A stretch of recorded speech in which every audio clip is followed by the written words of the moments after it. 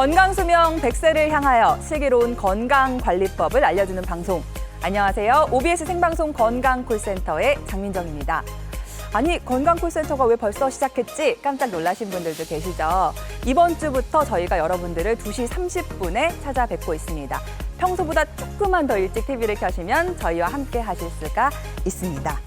자, 오늘 보니까 아침 공기가 제법 선선해졌습니다. 이제 가을이 되면서 등산도 가시고 단풍놀이도 가시고 하실 텐데 이럴 때 무릎 다치시는 걸 특히 조심하셔야 됩니다. 우선 등산 전후로 꼭 하체를 좀 쭉쭉 펴주는 스트레칭을 해주시고요. 평지를 걸을 때보다 보폭을 좁게 하시고 천천히 쉬엄쉬엄 산을 오르시는 게 무엇보다도 중요하다고 합니다. 또 등산 스틱을 사용해서 체중을 이렇게 좀 분산시켜주는 것도 큰 도움이 된다고 하니까요. 이참에 한번 구입해 보시는 것도 좋을 것 같다라는 생각이 듭니다.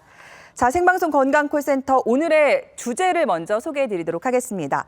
무릎 관절염, 이제는 비수술로 회복 가능인데요. 무릎 다치면 반드시 수술해야 된다고 생각하시는 분들이 많은데 수술 없이 치료할 수 있는 방법들이 많다고 하니까요. 오늘 하나하나 자세히 소개해 드리도록 하겠습니다. 그리고 무료 전화통화로 여러분들의 건강 고민 해결해 드리고 있습니다. 오늘은 무릎이 주제니까요. 관련 고민 갖고 계신 분들 저희 쪽으로 전화 주시면 되는데요. 먼저 어떻게 전화 걸면 되는지 시청자 참여 방법 안내해 드리도록 하겠습니다. 네, 오늘 도움 말씀 주실 전문의 모시도록 하겠습니다. 정형외과 전문의 문찬웅 원장님과 함께합니다. 원장님 안녕하세요. 네, 안녕하세요. 네, 나와주셔서 정말 감사드리고요. 먼저 시청자분들께 인사 말씀 부탁드리도록 하겠습니다. 네, 정형외과 전문의 문찬웅입니다. 오늘 이제 날씨도 선선해지고 야외 활동이 많아지죠. 근데 평소에 무릎이 안 좋으셨던 분들 많이 불편하시죠. 그래서 오늘 제가 방송을 통해서 여러분들에게 무릎의 비수술적 치료에 대해서 알기 쉽게 전달해 드리도록 하겠습니다. 네, 오늘 무릎에 대한 얘기를 나눌 거니까요. 관련 고민 갖고 계신 분들 지금 아래쪽에 번호가 나가고 있죠. 이쪽으로 전화 주시면요. 문찬웅 원장님과 직접 얘기 나눠보실 수가 있습니다. 원장님 사실 30대인 저도 조금 무릎이 시큰거리기 시작했고 60대인 저희 부모님도 무릎이 안 좋다는 얘기를 많이 하시거든요. 이렇게 뭐 30대부터 60대까지 전 국민이 정말 국민 질병이라고 할 정도로 무릎 안 좋으신 분들이 굉장히 많으신데 대표적으로 무릎 아프면 증상이 어떤 식으로 나타날까요? 우리가 나이가 들면서 흔히 가장 많이 만나게 되는 병이 무릎에서 퇴행성 관절염입니다. 왼쪽 사진을 보시면 관절이 닳고 뼈가 모양이 변하면서요 관절이 내려앉게 되는데요. 그렇게 뼈끼리 서로 부딪히게 되면서 조금만 움직여도 심하게 아프고 소위 말해서 관절이 물이 차고 또 관절이 비틀어지면서 구부리고 펴기가 힘들어지는 그런 증상들이 생기게 됩니다. 근데 최근에는요 야외 활동 많아지고 스포츠 손상 많아지면서 젊은 분들도 오른쪽 사진에 보이는 것처럼 관절 연골이 다쳐가지고요 이렇게 벗겨지게 되면 비슷한 증상을 보이게 됩니다. 이런 경우에도 치료를 우리가 하지 않고 방치하게 되면은 나중에 무릎이 다 망가지기 때문에 미리미리 문제가 있을 때 미리미리 치료를 하시는 게 중요하겠습니다. 네, 왼쪽 사진처럼 퇴행성 관절염의 경우는 나이가 들면서 점점 서서히 나빠지는 거잖아요. 이 퇴행성 관절염의 진행 단계는 어떻게 될까요? 네. 저 왼쪽 사진에 가장 보시는 게 이제 정상인데요. 이게 정상일 때는 우리가 달리기를 해도 등산을 해도 이렇게 심해 무릎이 아프거나 붓지 않고 잘 쓸 수 있습니다. 근데 중간 단계로 오게 되면은 관절 연골이 이제 슬슬 다치거나 벗겨지게 되면서 소위 말하는 염증 반응이 생기게 되는데요. 이런 염증 반응이 생기면 관절에 물이 차면서 아파지기 시작합니다. 아파지면 이제 활동도 지장을 받죠. 이보다 더 진행돼서 뼈가 드러날 정도로 아주 심각한 단계로 넘어들게 되면 관절이 조금만 움직여도 아프고요. 굳어가지고 펴고 오므리고 잘 안 되고 그래서 활동의 일상생활에도 아주 심한 장애를 받게 되는데요. 이런 단계까지 오게 되면 아주 큰 치료를 해야 되기 때문에 우리가 중간 단계 정도 와서 아프고 불편해지면 미리미리 와서 치료를 받는 게 중요하겠습니다. 네, 저희가 이렇게 그림으로만 봐도 중간 단계랑 중증 단계는 큰 차이가 있어 보이거든요. 그래서 무엇보다도 병원에 빨리 찾아보시는 게 중요할 텐데 일단 뭐 중간 단계와 중증 단계 병원을 찾았을 때 단계적으로 어떤 치료법을 받게 될까요? 네. 관절 연골 상태에 따라서 우리가 이제 주로 그걸 결정하게 되는데요. 근데 관절 연골 상태가 그렇게 나쁘지 않다 그러면은 보존 쪽 치료로 약물 치료, 물리 치료, 도수 치료, 또 재활 치료라든지 체외 충격파 같은 걸 먼저 해보게 됩니다. 이런 걸 했는데도 충분히 좋아지지 않거나 또는 이제 관절 연골 상태가 이미 너무 안 좋은 경우에는 우리가 이제 수술적 치료를 하게 되는데요. 흔히 이제 관절경 수술, 인공관절 수술이 여기에 해당됩니다.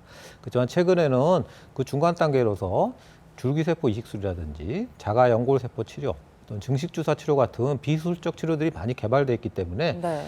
우리가 이제 수술적 치료를 하기 전에 중간 단계 치료들을 먼저 해보는 것도 이제 생각해 볼 수 있겠습니다. 네. 그러니까 결론적으로 빨리 오실수록 부담 없는 치료법을 받으실 수 있는 건데 오늘은 저희가 비수술 치료법에 대해서 좀 자세히 알아보려고 합니다. 그중에서 많은 분들이 좀 부담 갖지 않고 받으실 수 있는 치료법이 주사 치료법이거든요.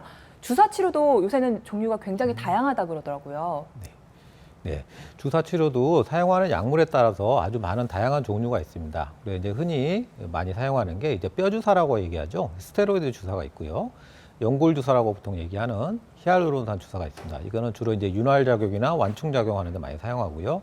또 이제 DNA 주사라고 부르는 핵상 성분의 PN 주사 또는 PRN 주사가 있는데 이걸 이제 증식 치료에 또 일부 사용하기도 합니다.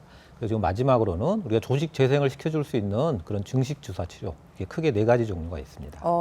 주사라고 해서 다 같은 주사가 아니었네요. 그래서 증식 주사에 대해서 좀 더 자세히 살펴보려고 하는데 어떤 원리로 치료가 되는 건지 또 주사를 얼마나 자주 맞아야 하는지 이게 환자분들에게는 상당히 중요하거든요. 네. 이 부분도 좀 알려주시죠.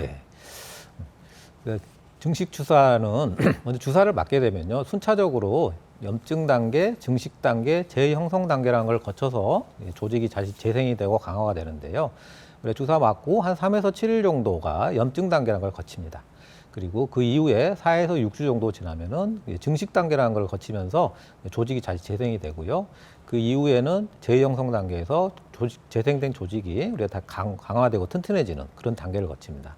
보통 이런 단계가 한 번으로 다 이루어지면 좋겠지만 그렇지는 않고요. 보통은 염증 단계가 끝나고 한 3에서 보통 한 일주일에서 4주 정도가 되는데요. 그 이후에 3번에서 5번 정도 주사 치료를 반복하게 되면은 이런 단계를 여러 번 거치면서 충분히 강화된 조직을 만들 수 있게 됩니다. 네, 한 3번에서 5번 정도 맞게 된다라고 말씀해 주셨는데 시술 시간은 얼마나 되는지 조금 더 자세한 특징들도 궁금하거든요. 일단은 어디 부위에 주사를 놔야 되는지 저희가 병변을 정확하게 확인해야 되는데요. 그렇기 위해서는 MRI 검사라든지 관절경 검사 같은 정밀 검사가 필요하게 됩니다. 또한 이거는 큰 피부 절개가 필요 없고요. 그리고 짧은 시간에 할 수 있는 시술입니다. 그렇기 때문에 우리 몸의 모든 관절에 다 적응할 수 있다는 게 특징이 되겠고요. 가장 큰 특징이라면은 조직을 재생하고 강화시켜서 아주 근본적인 치료를 할 수 있다는 게 가장 큰 특징이 되겠습니다. 네. 일단 부담이 없는 주사 치료인데 근본적인 치료, 재생이 가능하다고 하니까 많은 분들이 이 치료법에 대해서 더 궁금해하실 것 같은데 실제 이 치료를 받고 얼마나 좋아지셨는지 환자분들의 사례를 좀 살펴보도록 하겠습니다. 첫 번째 사례가 60대 남성분이신데요. 이분이 등산을 그렇게 좋아하셔가지고 무릎이 많이 망가지신 것 같아요. 네, 맞습니다. 이분이 나이는 아주 많으시는 않고요. 네. 평소에 등산처럼 왕성한 활동을 많이 하셨던 분이었습니다. 근데 갑자기 무리하게 등산하고 나서 갑자기 무릎에 물이 차고 아파가지고 잘 예전처럼 다닐 수가 없어가지고 다른 병원 미리 먼저 가보셔가지고 검사도 하고 다 오셨습니다.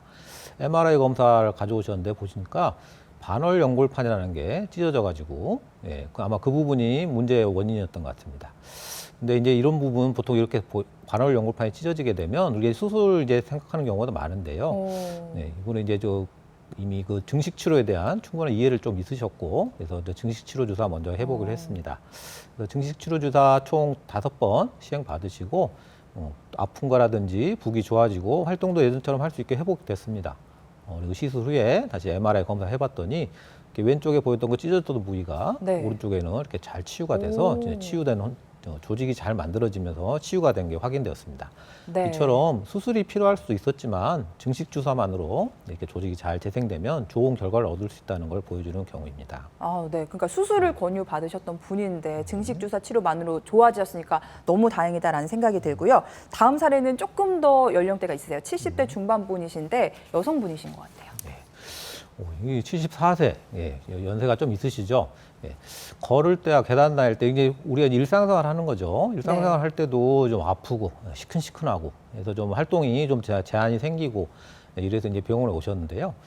병원에 오셔가지고 이제 검사를 해봤더니 이렇게 이제 왼쪽 사진을 보시면 관절 연골이라는 데가 푹 파여가지고요. 파이고 그 밑에 뼈가 이게 부어 있고, 이런 좀 이제 관절 연골 일부분이 좀 파여 나간 그런 상태였습니다. 환자분이 이제 나이도 좀 있으시고요. 그리고 연골 상태가 이렇게 전체적으로 다 파이거나 그런 상태가 아니었기 때문에 일단은 큰 수술보다는 증식 치료 같은 거 먼저 해보기로 했습니다. 주사 모두 한 4회, 4회 맞으셨고요. 4회 후에 이제 아프고 시큰시큰하던 거, 그거 다 좋아지셨고 걸음걸이도 많이 좋아졌습니다. 나중에 MRI 다시 검사해봤더니 관절 연골이 파였던 부위가 잘 메꿔져 있는 게 보이는 잘 치유가 된 소견이었습니다. 그래서 이처럼 나이가 좀 어느 정도 있으시고요. 병변이 이렇게 크지 않다 그러면은 큰 수술을 먼저 하기 전에 이런 주사 치료 먼저 해보시고 좋은 결과를 얻을 수 있기 때문에 그런 게 좋은 결과를 얻었던 그런 경우가 되겠습니다. 네, 이렇게 사례까지 만나봤고요.